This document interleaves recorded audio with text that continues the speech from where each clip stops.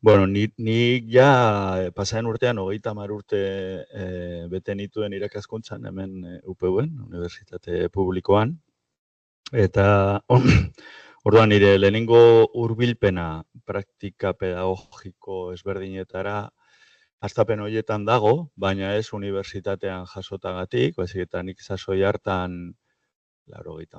hamarkadan unibertsitatetik kanpo militantzia politikoan nengoen, internazionalismoan. Eta militantzia politiko horretan ere genituen gure jardunaldia, gure formazio ekintzak eta horrelakoak. Eta gogatzen naiz, horietako batean bizi izan nituela lehenengo aldiz, kide batzuk, Hego Amerikan ikasitako herri hezkuntza edukazion popularren ildotik, ikasitako talde ariketa batzuk eta talde gogoetak egiteko metodologia eta talde dinamika batzuk, ez? Eta, bueno, nire bizipena izan, ostia, bai, hau bai, horrela izan beharko lirateke gauzak, formazioa, hezkuntza, praktika pedagogiko hauek, ez? Orduan hori nintzen interesatzen, bakarka eta nire kabuz, uztartu nahian militantzean bizi izan nuena nire lanbidea zenarekin, irakaskuntza unibertsitatean, hasi nintzen interesatzen batez ere Paulo Freire eta gerora Hego Amerikako CEAL edo Alforja Sarea edo lakoak, herri hezkuntza edo edukazion popular horren oinarriak zeintzu ziren, ze proposamen pedagogiko mota zen, eta abar, ez? Eta hori, apaltxu bazen ere, nire jarduera pedagogikoan ere txertatzen, ez? Bueno, orduan hori iturri bat, nolabait, herri hezkuntzak praktika edo metodo pedagogiko bat baino ezagutza teoria oso bada, esango nuke, gerora landu dugulako prozesu gero aipatuko ditudan prozesuetan, eta funtzean edo, naiz eta etengabeko berrikuntzan egon ere, eta bueno, eta noski, berau ulertzeko modu ezberdinak ere badauden, baina gure praktikatik nolabait ulertzen dugu herri hezkuntza planteatzen duela formazio prozesuetan eta baita ezagutza sortzeko prozesuetan abiapuntua dela norberaren bizipen esperientziak, ez? Bai personalak, bai kolektiboak. Eta bizi esperientzia horiek partekatzea eta kolektiboki gogoetatzea. Eta hor abiatzea, hortik abiatuta, jakintza eraikitzeko prozesu kolektibo bat. Prozesu bat izan behar dela ahalduntzailea, bai norberentzat, bai talde oso batentzat, eta nolabaiteko antolakuntzara ere eraman behar gaituena, eraldatu nahi duguna edo hobetu nahi duguna, hobetu ahal izateko, ez? Mendaukat zita bat, gure testuren batean erabili genuena, eta gustatzen zait igual laburbiltzeko konplexua den asunto hau, ez? La educación popular se trata de procesos que desarrollan nuestra conciencia política, liberan potencia en nuestra capacidad personal y colectiva de agencia política y transforman en un sentido emancipador nuestras prácticas y las creencias que les dan sustento también. Beraz, herri hezkuntzak egin nahi du praxiaren inguruko teoria bat eta teoria hori praxira ere eraman, ez? Eta dana intenzionalitate etiko-politiko batekin, nolabait, ez? Dominazio, subordinazio harremanak gainditzeari begira, ez? Bueno, hau da orduan zeintzu diren praktika pedagogiko hauek ulertzeko iturri bat. Hor nire irakaskuntza hastapenetan kokatu dudana, baina gerora zorionez ez ja bakarka baizik eta besteen bat prozesuetan lantzeko aukera izan dudana. Eta prozesu horietako bi aipatu behar ditut. Biak gehiago unibertsitatetik kanpokoak barrukoa baino, naiz eta azkenengoa apur bat mistoa izan. Gerora, eta hau ja gaude 2000 eta 13, 14, 15 urteetan, ni unibertsitatean eta parte hartu ikerketa taldean egoteaz gain, aspaldidanik ere nire aktivismo bat dago Jose Mizu Malabe Fundazioan, eta fundazio hau, ezagutzen ez duenarentzat, sortu zenetik, ja 30 urte inguru, baita be, 86an abiatu zuelako bere bidea. Da eragile bat sortu zena Euskal Herriko herri mugimenduei apoioa emateko, beharko zituzten gauzetan. Eta baita ere, herri mugimenduen arteko elkar ezagutza eta elkar lana sustatzeko. Gauza ezberdinak, helburu horiekin eta norabide horretan, baina urte horietan, 2012-2013, ikusi genuen eskaerak ere bazetozela herri mugimenduetik formazioarekin zerikusia zeukatenak. Eta hor abiatu genuen horren inguruko lanketa bat, formazio politikorako saioak, programak eta horrelako zerbait.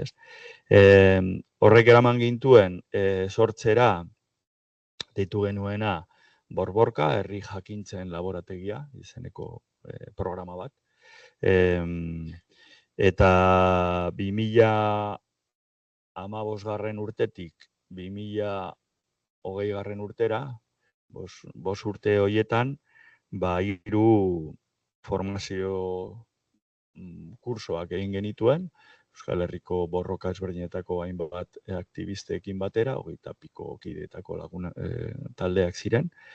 Eta gero 4. ikastaro bat ere, 2019-20, justu horria pandemia tartean harrapatu zuela, beste formakuntza ikastaro bat, ez ja formazio politikoa bere osotasunean, baizik eta zehazki prozesuen dinamizazioaren inguruan.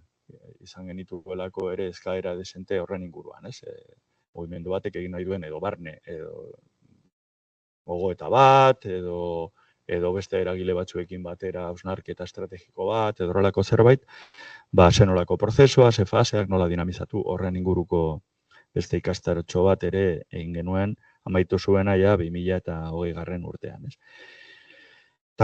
Denbora tarte horretan ere izan genuen proiektu bat elkarlanean beste eragile batzuekin, eta hor sistematizatu genituen mugimendu sozial ezberdinetatik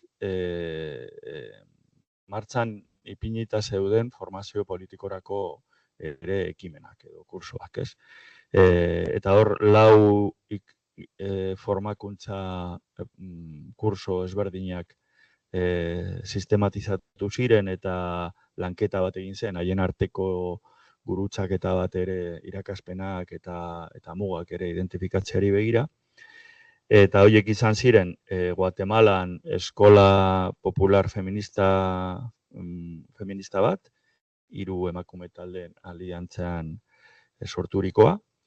Gero Peruko PDTG izeneko erakunde bat, horrenuzkanpoko erakunde bat urteak zeramatzan sustatzen diálogo de saberes y movimientos, euren ekimen bat. Eta gero Brasilgo Florestan Fernandez eskolak, MST-ko formazio politikorako eskalak, bertan egiten ziren ikastaro baten sistematizazioa burutu zen. Eta azkenik hemen Euskal Herrian, Borborka herri jakintzen laborategi hori sortzeko prozesua ere sistematizatu zen. Eta gero, liburu bat ere sortu genuen, sistematizazio horietan identifikatzen zeintzuk ziren, formazio bat emanzipatzaile izateko, ezaugarri batzuk, elementu batzuk, eta bar, hemen prozesu guzti honetan ere, beste iturri garrantzitsu bat izan da niretzat, eta guretzat praktika pedagogiko transformadore horiek, zertan datzan, pentsatzeari begira eta identifikatzeari begira. Eta azkenik, urte tarte honetan ere, 2016, 2017, 2018, eta honek bai izan zuen hanka bat unibertsitatean, Egoa Institutuak eta Bizkaiko nekazaritza sindikatuak elkarlanean sortu genuen, honetan Mirene Begiristain berak eta neu garitu ginen, beste hainbat kideekin batera, tartean ere Oinarri eskolan dauden beste kide batzuekin batera, martxan ipini genuen, sorkuntza prozesu luze baten ostean, baserritik mundura izeneko ikastaroa, justu arlo tematikoki, Mirenek aipatu duen arlo horretan kokatzen zena, agroekologia eta elikadura burujabetza. Eta hor ere, ekarri genuen Euskal Herrira, Brasilgo MST, Florestan Fernandez Eskolako eredu politiko-pedagogikoa, egokitua gure realitatera eta gure zirkustantzietara. Eta, hor bi edizioetan, aukera izan genuen ere, bai, nik esango nuke hor 3 iturri nagusi zeudela, pedagogikoki, bata zen herri hezkuntza bera, beste bat, Mirenek aipatu duen ikerketa ekintza parte hartzailea, eta hirugarrena, igual indartsuena gure esperientzian, Florestan Fernandez Eskolan direla pedagogia sozialistak. Eta pedagogia sozialistatik ere, edaten genuen pedagogikoki pentsatzeko orduan ikastaro hauek edo kurso hauek. Zaila da hori guztia laburbiltzea, baina nik aipatuko nuke 3 iturri hauen konbinaketan ateratzen zitzaiguna zen, holako formakuntza bat kontrahegemonikoa izan nahi duenean eta askatzailea izan nahi duenean, kontuan hartu behar ditu modu integralean dimentsio pedagogiko desberdin batzuk. Bata eta garrantzitsuena, eta nik uste dut hau nagusiki datorrela pedagogia sozialistetatik, taldea bera, formakuntza egingo duen taldea, edo ikasle taldea, deitu nahi badugu, ezin da banakoen multzo bat izan, taldea izan behar da, eta horretarako talde bezala bere egituraketa eta bere barne antolakuntza eduki behar duela. Eta horretarako orduan taldeak nolabaiteko lantaldeetan egituratu behar da. Eta gure esperientzia hauetan, ikasle taldea beti zegoen azpi lantaldeetan antolatuta, nolabait. Lantalde horietako bakoitzak zeregin batzuk zituen, eta zeregin horiek guztiak ezinbestekoa ziren formakuntza kurso hori sostengatzeko. Eta gaina, zeregin horiek txandakatu egiten dira lantalde ezberdinen artean. Beraz, ez nahi luzatuko hori azaltzen, baina taldearen barne egituraketa eta antolakuntza dimentsio pedagogiko oso garrantzitsu bat. Nahi badugu, formakuntza kontrahegemoniko eskatzaile bat sustatu. Modu bakarra da taldea bera sujetoa izateko formakuntza prozesu horretan. Eta ez hartzaile hutsa, nolabait. Gero, beste dimentsio pedagogiko bat da ikasketa denbora txandakatzea komunitate denborarekin. Hau da, praktikan, tokian, tokiko realitate zehatzetan ere, normalean ikerketa jarduerak eta baita ere formazio jarduerak, baina beste irekiak, nolabait, inguruak, bideoproiekzioak, edo horrelakoak ere garatzea, izolatzea nolabait formakuntza prozesua errealitate zehatzetatik. Hirugarren dimentsio pedagogiko garrantzitsua da taldearen identitatea eta kohesioa lantzea, ekitaldi simboliko, ludiko, kulturalekin, Brasilgo MST-en mistika izenpean kokatzen dutena, eta ona ekarrita, esango nuke igual hori, ekitaldi simboliko, ludiko, kulturalak, ospakizuna, memoria, eta horrelako gauzak lantzen dituztenak, eta horren bitartez ere norberaren eta taldearen pertenentzia sentimendua, baita ere memoria historikoa, egiten ere ginela ere beste hainbat borroka ahaleginekin lotzeko aukera ematen zuena, eta tokian tokiko kulturarekin ere. Eta noski, beste dimentsio pedagogiko garrantzitsu bat zen ikasketa bera, gaitegi bat egotea, irakaskuntza hori izatea ere protagonismo handiarekin taldearena, lehen aipatzen genuen norberaren bizi esperientziaetatik abiatuz, eta tokian tokiko errealitatean bizi izan duguna ere partekatuz eta gogoetatuz. Eta ikasketarekin batera, gero ikerketa ekintza ereduaren bitartez ere, esperientzia garatzea, eta hor formakuntza bat ere, eta esperientzia bat bere ganatzea, ez? Bestelako ikerketa eredu batekin esperimentatzeko azken finean. Hau guztia, begirada politiko-pedagogiko batekin, esaten dugunean begirada politiko-pedagogiko, honek ere azalpen txiki bat ere behar du, eta hemen daukat beste zita bat, hori behar bezala azaltzeko.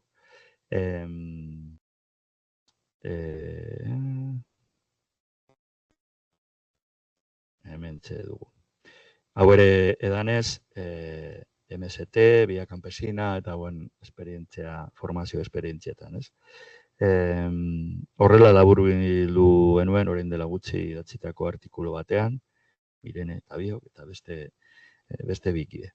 La expresión político-pedagógica utilizamos para subrayar que los procesos de aprendizaje y formación, al igual que las metodologías, actividades y formas de relación que vivimos en esos procesos, configuran unos ambientes educativos o formativos que no son neutros, sino que dan forma, moldean las subjetividades.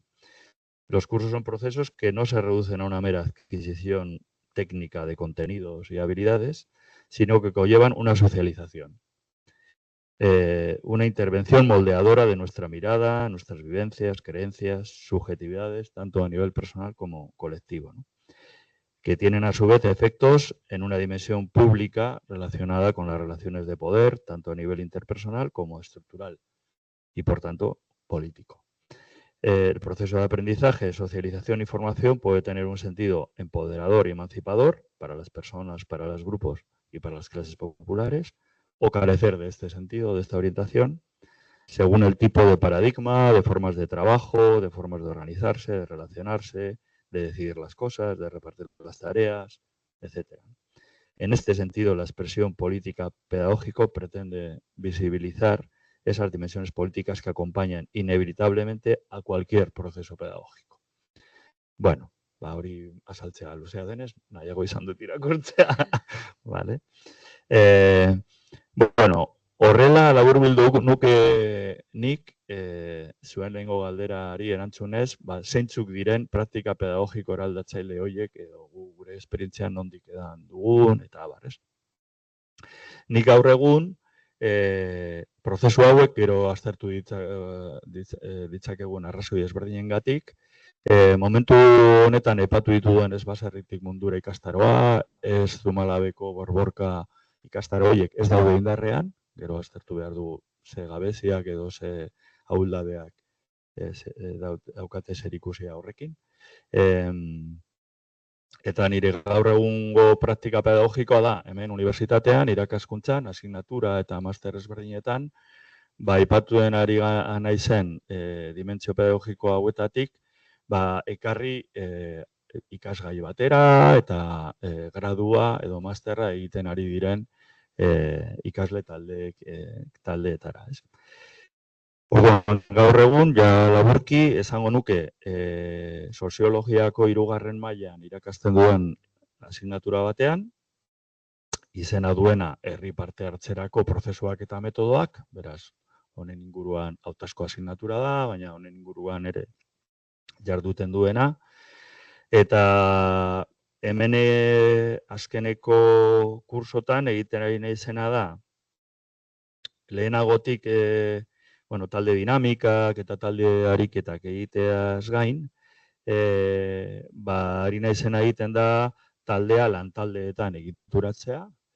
Lantalde horietako bakoitzak normalean 3 kote jarrita 3 zeregin dituzte asterokoan, txandakatzen diren 3 zeregin. Bata da klase orduen zaintza, espazioa bera atsedenak, asistentzia aldez aurretik jakitea, eta baita ere deitu duguna hasierako bertsolaritzan bezala, hasierako agurra eta amaierako agurra dinamizatzea, eta hasierako agurra eta amaierako agurra da nagusiki bertsolaritzan bezala nola iristen garen klase horretara eta bueno, aldartean eta zebezipenetatik ere, eta amaieran nola goazen.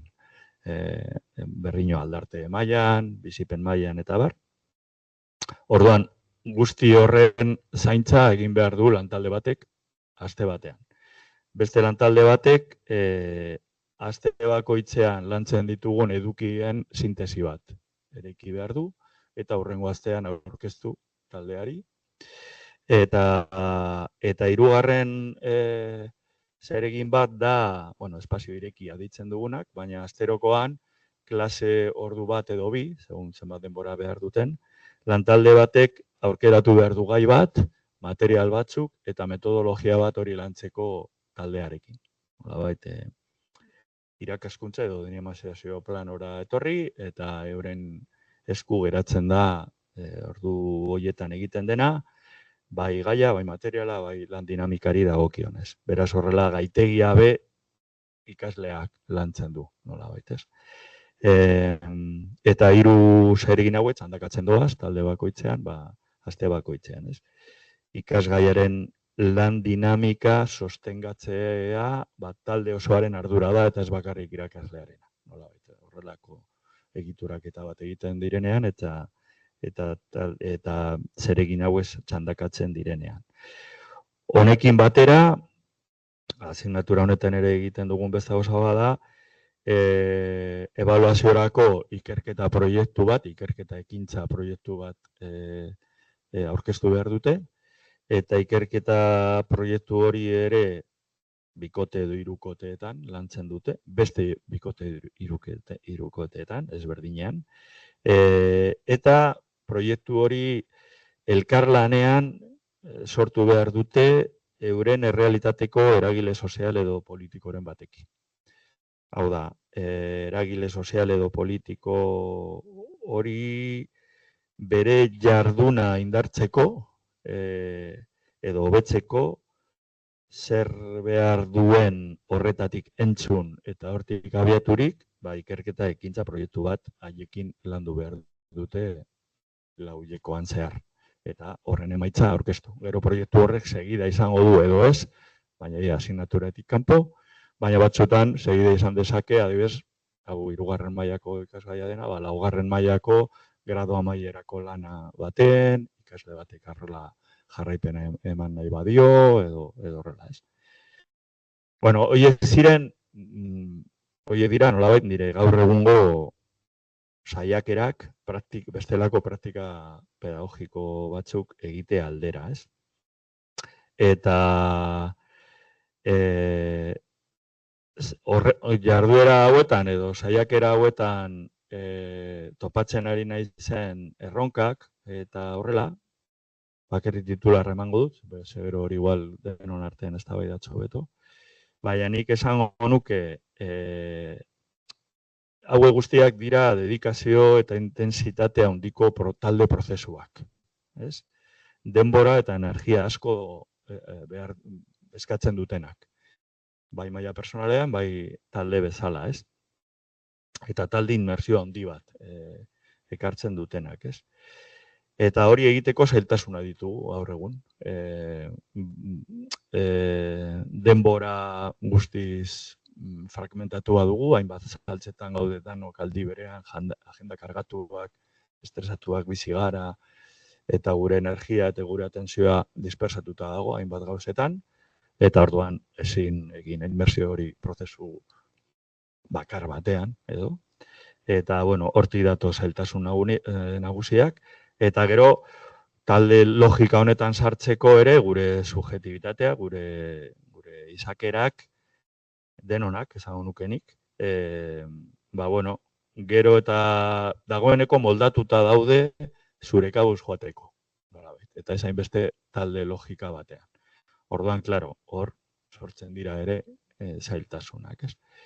Banakoen fragmentazio handi badago, ordutegiak, bizitokiak, irakasgaiak, espazioak, dana apur bat, inertzia guztiak beste norabide batean doaz, eta orduan, bueno, badakigu korrenteren kontra joateak, ze zailtasun estrak ekartzen dituen, ez? Orduan, hortik joango ziren, ni perzibitzen ari nahi zen zailtasun nagusiak edo bestelako praktika pedagogiko hauek martxan ipintzeko orduan edo gauzatzeko orduan. Hori zen momentuz.